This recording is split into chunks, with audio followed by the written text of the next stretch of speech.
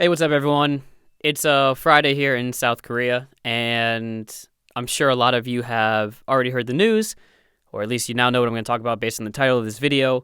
It's kind of a special edition, I guess, because it is such big news coming out of the United States that I almost felt like I needed to talk about it, or at least kind of try to figure out in my own head what's going on and what really we should be worried about or thinking about as Donald Trump, the president of the United States, and his wife Melania have both contracted coronavirus because, well, at least one person, Hope Hicks, who was on the campaign trail with them, had it, and that's why they got tested.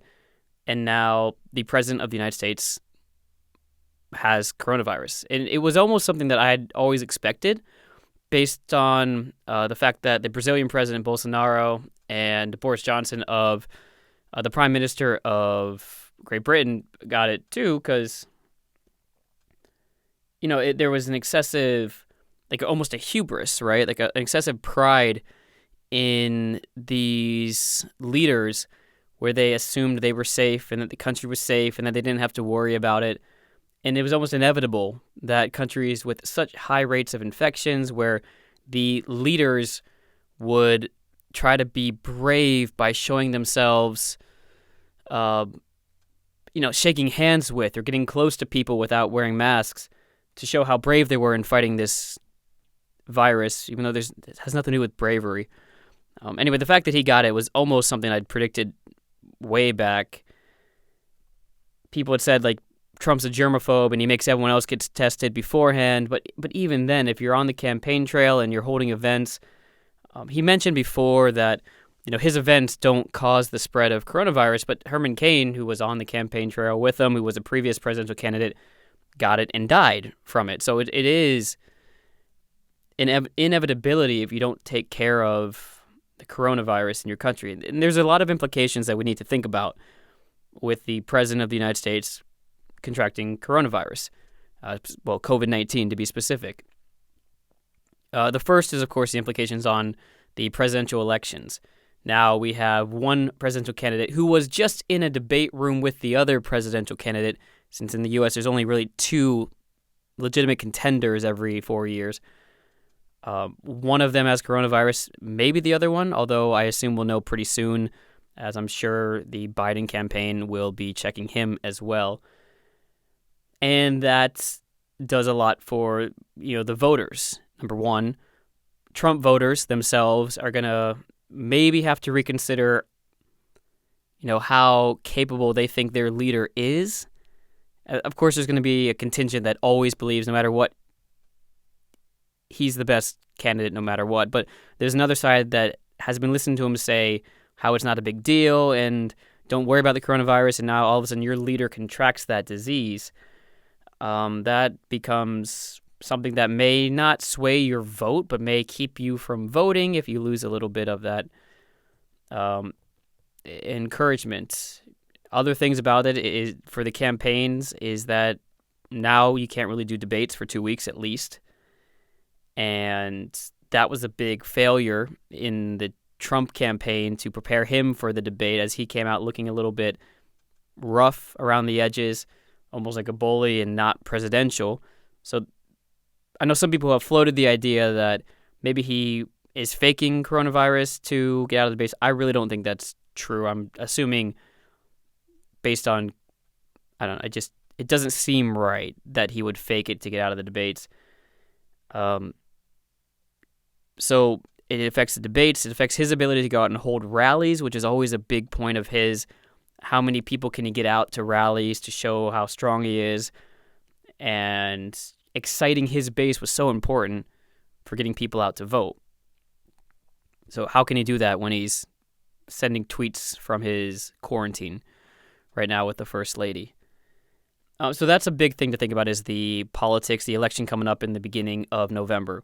Another thing, of course, is the markets. If you look at the markets, they fluctuated a lot right at the moment of the announcement on his Twitter account that he had contracted the disease. There was like the announcement that he was getting tested, and then you see a drop in the markets, and then it pops up a little, and then once you found out for sure, it did drop a bit. Now, I can't see it right now, and it's no point in guessing where it's going to be when this video gets uploaded, but I'm expecting that the markets will continue to drop because uncertainty in the markets, uncertainty in U.S. politics, uncertainty in what's going to happen next is really what keeps markets going down. So since we don't know what'll happen, Boris Johnson, he contracted the disease, and then a few days he was fine, and then he had to go to the hospital, but he seemed okay, and then a few days later he had to be, he was near death. He was in, I think they put a breathing tube in him, right? So it's going to take a week or two to see whether or not the president of the United States is even going to be okay. He might be fine. He might not be. He's, nearly 15, 20 years older than Boris Johnson, in much worse shape as well.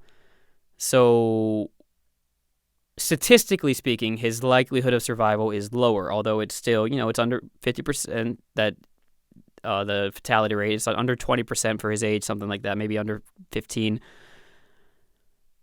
But it's uncertainty that makes markets fluctuate. And if the markets fluctuate a lot as well, that also could be bad for his re-election campaign because the stock market is kind of one of his big selling points about how great it's doing. So if the stock market goes down, what's his thing besides being not a Democrat, a liberal? So there's that as well. If there's any positive that can come out of this, it's the hope that a lot of people wake up to the seriousness of the situation in the United States. Of course, if you're hitting 40 to 50,000 cases a day and your president goes out and meets people and talks to people and does campaign rallies, there's a good chance that the leaders of the free nation, free world, we call it the free world, but they're going to contract it. And you will too if you're going out there hanging out with people. And the cases are just so much in the States. And it's so weird continually telling people here to shape up. And yet it's like no one, a large chunk of the population doesn't care or listen. Not just to me, of course, but to the media, who's they always say is fake. But it's getting a bit real now, isn't it? So hopefully there is a contingent of the Trump voting population that at least takes it seriously, and it's almost an opportunity for Trump to also do an about-face and take the virus a little more seriously as well, add some preventative measures, do the right thing, because when Trump changes his mind on something, his followers will follow. They will just pretend like there was nothing else before him. There was no lies before. They'll just well, he always said A, and now he says B, and then his supporters will be like, he never said A, what are you talking about?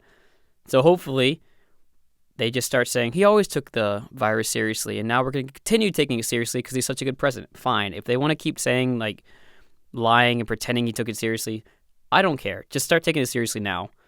Start getting those numbers down, because it affects a lot of things. Of course, the economy, of course, people's lives. And even on a personal level, it affects whether or not I can go home to America next year, because if they don't get it under control by next summer, even if a vaccine comes out in spring, that won't be enough time to really control the situation in the U.S. So if I can imagine a situation in Korea where they allow certain countries to come visit Korea without a quarantine, but if you go to America and come back, you're going to need that 14-day quarantine still, because there are so many cases still next year in the United States. So if he starts taking it seriously, or if Biden wins and they start taking it seriously, that would be good for me on a personal level as well. So no gloating. I hope people aren't, even if you're someone who is, very much against the president and thinks that karma is finally coming back to him, I don't think it's the right time to gloat about it. It's not the right time to alienate the other side, even if you might think that the other side would be cheering and happy if Biden caught the coronavirus. It's not appropriate. And, always take the high road, no matter what you think the other side would do, because there are plenty of people who wouldn't take the low road on the other side. So let's not alienate them. Let's hope that things go well. We have to worry not only about that, but his Barron, his youngest kid too. They're around a lot of elderly people and young people and people on the campaign trail who trusted him, who may have contracted the virus as well. And both political parties now, because he was in the same room as Chris Wallace, who's a not political party, but newscaster, but also Joe Biden. Yeah, I mean, this is serious. And, you don't want Shakespearean dramas warn about this, about having too much hubris, about having too much pride and thinking that you're invincible. And we all know what happened at the end of Macbeth. Now, that is a drama. It's not real life. There's no guarantee that that's the way it'll happen. But, you worry about that. You worry about your leader creating a worse situation. Knock